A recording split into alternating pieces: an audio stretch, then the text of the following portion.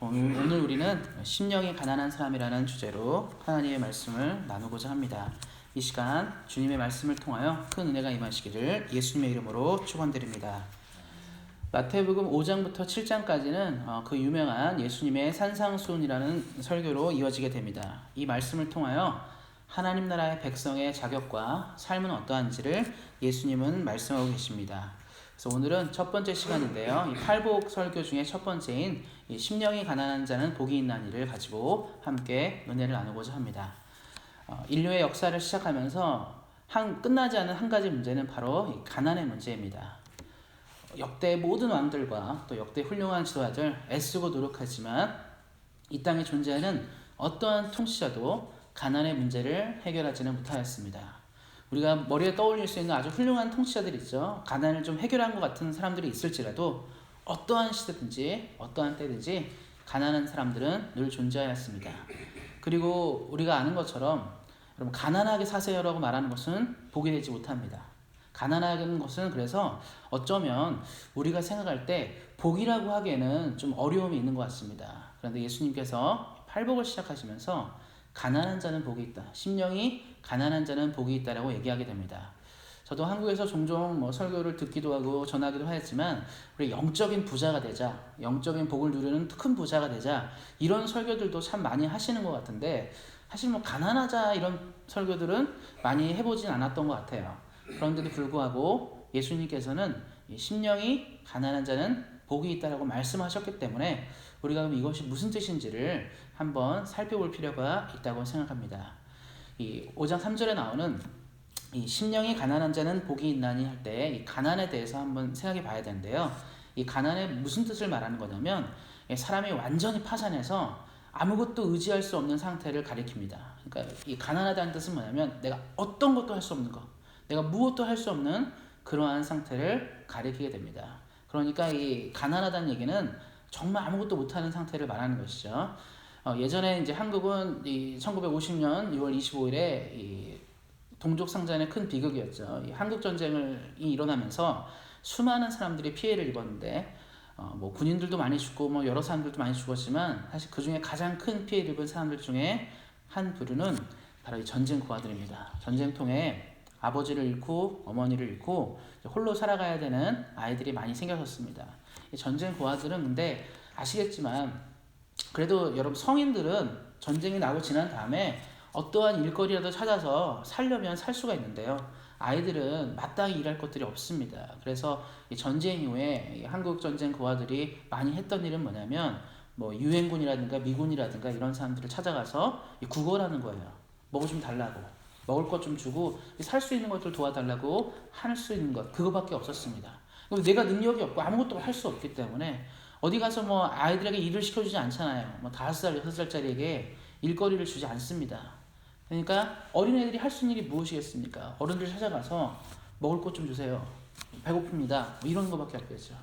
그런 상태를 말하는 거예요. 가난은 그래서 아무것도 할 수 없는 그런 상태를 의미하게 됩니다. 가난하게 산다는 것은 그래서 우리에게 복이 될 수가 없는 것이죠.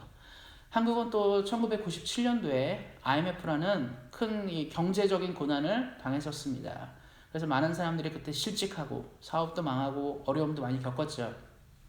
그런 가운데 한 2001년쯤에 한국에서 아주 큰 광고 하나가 있었는데요. 그 광고가 사람들에게 아주 큰 인기를 끌었습니다. 아마 여러분도 기억하실 것 같아요. 탤런트 한 명이 나와서 여자 탤런트가 한 명 나와서 여러분 부자 되세요.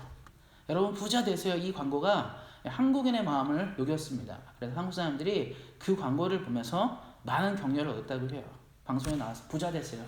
얼마큼 가난한 게 싫었으면 이 가난의 고통이 얼마큼 힘들면 우리 마음의 열망이 아니겠습니까? 부자 되세요. 그래서 여러분들이 누구에게 덕담 나눌 때 그러죠. 사업이 잘 번창하시기 바랍니다. 하신 일이 잘 되시기 바랍니다. 부자 되시기 바랍니다. 이것들이 우리가 갖고 있는 열망과 소망인 것 같습니다. 그런데 예수님께서 그런데 가난을 얘기했어요. 가난하게 살아야 한다. 그러면 왜 그러셨을까요? 왜 예수님은 우리에게 힘든 얘기를 하셨을까요? 여러분도 이제 이민 오셔가지고 고생하면서 하셨을 겁니다. 여러 허다 잡다한 일들을 하시면서 이게 위치에 올라가기까지 애쓰고 수고하셨을 텐데 그때 여러분 마음이 뭐겠습니까? 나도 남들처럼 좋은 집 갖고 싶고 좋은 차도 갖고 싶고 편안하게 살고 싶다는 것들이 소망이었고 열망이었을 것 같아요. 근데 그런 사람한테 가난하게 사십시오, 고통스럽게 사십시오, 이 말은 너무나 힘든 말일 것 같습니다. 그럼에도 불구하고 예수님은 이 말씀을 우리에게 전해줍니다. 전제가 있죠. 심령이 가난한 자는 복이 있다.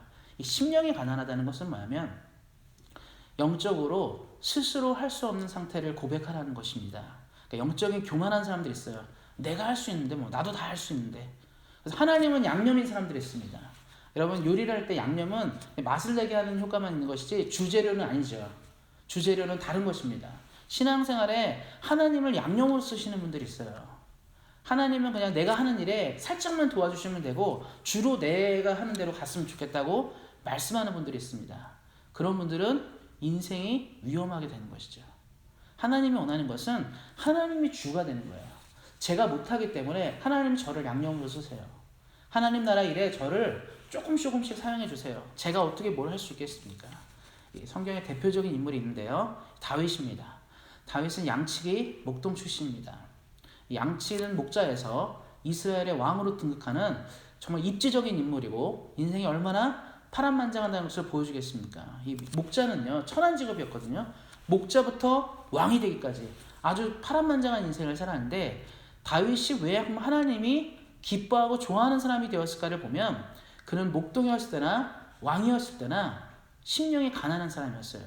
저는 하나님의 도움 없이는 아무것도 할 수 없습니다.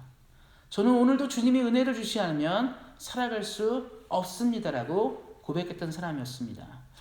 이스라엘의 초대왕 사울과 다윗의 차이는 무엇이냐면 똑같이 왕이 되었을 때 사울도 겸손한 사람이었어요. 근데 사울은 왕이 된다면은 이 자리는 내 것이고 내가 움직여야 되기 때문에 하나님이 양념이 되기를 원했던 사람이었습니다. 그래서 이 사무엘의 죄를 지적해요. 이렇게 하면 안 되지 않습니까? 말했을 때 사울이 갖고 있는 표현은 뭐냐면 어쩔 수 없었다. 나라를 유지해야 되는데 이런 상황에는 이거밖에 할 수 없다. 이런 핑계들이 나왔습니다. 그런데 다윗은 똑같은 상황에서 죄를 지적을 받았을 때 나단으로부터 죄를 지적받았을 때 내가 범죄였다고 얘기를 해요. 그러면서 얘기하는 게 뭐냐면 다 좋은데 내가 왕위를 이뤄도 좋고 내가 재산을 이뤄도 좋은데 딱 한 가지 하나님을 예배하는 자리에서 나를 쫓아내지만 마십시오. 기본적으로 이 사람은요 하나님을 향한 가난한 사람이었어요. 영적으로 가난하다는 것은 무엇이냐면 영적으로 내가 할 수 있는 일이 없습니다. 오늘도 내일도 나에게는 주의 은혜만 필요합니다라고 말하는 고백을 하는 사람, 그 사람이 영적으로 가난한 사람들이죠. 사랑하는 성도님들이 이러한 은혜를 누리시길 바랍니다. 매일매일의 삶 가운데 내가 할 수 있어가 아니라 나는 하지 못하지만 주님은 할 수 있어. 하나님은 하실 수 있어. 예수님은 내 인생을 위해서 최고의 것을 하실 수 있는 분이라는 고백이 우리들의 입에 넘쳐나기를 예수님의 이름으로 축원드립니다. 성경은 또 한 가지를 얘기하고 있어요. 그럼 심령이 가난한 자는 어떤 복이 있냐 얘기할 때 말씀은 천국이 그들의 것임이라고 얘기하고 있습니다. 하나님의 나라가 그들의 것이다라고 얘기하고 있어요. 하나님 나라는 무엇입니까? 하나님의 통치가 완전히 임해서 눈물과 슬픔과 고통이 없는 것을 얘기하게 됩니다. 여러분 우리가 하늘나라 생각하면 뭘 생각하십니까? 배고픔이 없고 헐벗음이 없고 눈물이 없고 슬픔이 없는 것, 뭔가 즐거움만 가득하고 행복한 것을 떠올리게 되는데 이 땅에서 오로지 하나님만 바라봤던 사람들에게 주어지는 축복이 바로 천국입니다. 성경은 그래서 여러 사람들의 이야기를 보여주는데요. 저는 오늘 두 사람의 이야기를 비교하면서 여러분에게 이 은혜를 나누고 싶습니다.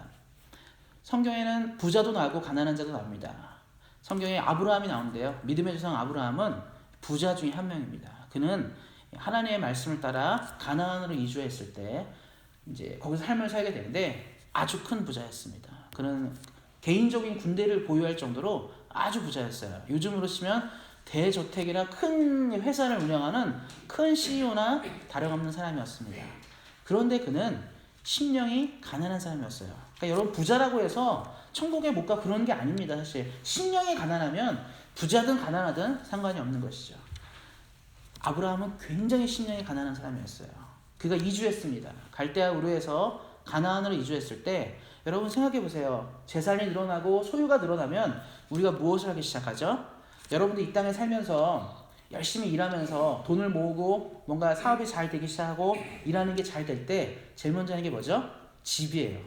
좋은 집을 살려고 하죠. 처음에 내가 렌트를 하고 살다가 이제 돈이 보이면 좀 좋은 부지에 좋은 집을 건축하고 살아가고 싶습니다. 사람은 안정감을 원해요. 아브라함도 그럴 수 있겠죠. 돈이 많이 멀어지니까 그 땅을 개척하고 이 성, 시티를 지을 수 있는 사람이었어요.